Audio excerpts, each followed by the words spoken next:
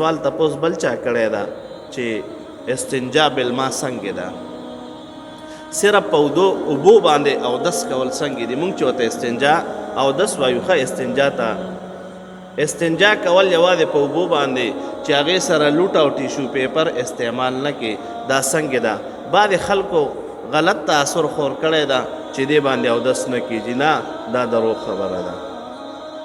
زمونږ احناف علما کرام صاحب د هدایي او ټول فقهای اعظام لیکي چې اوبو سره صرف استنجا کول بالکل جایز دي.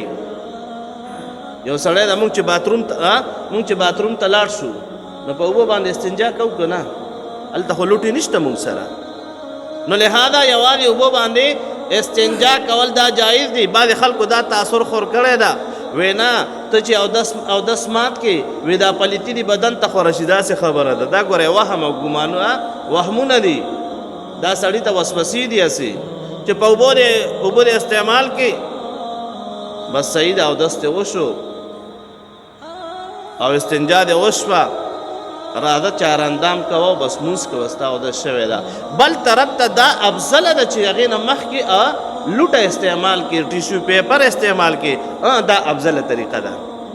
یو جایز ده یو افضل ده.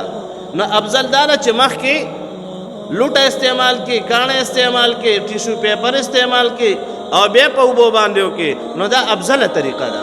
خو لیکن جایز دغه هم ده که یو سړی صرف په اوبو باندې اودس وکړي استنجا، مونږ چې ورته اودس وایو، ښه اودس خو چاراندام ته وایي که نه، نو استنجا صرف په اوبو باندې وکړي، دا بالکل جایز ده او هیڅ فرق پرې نه پرېوځي.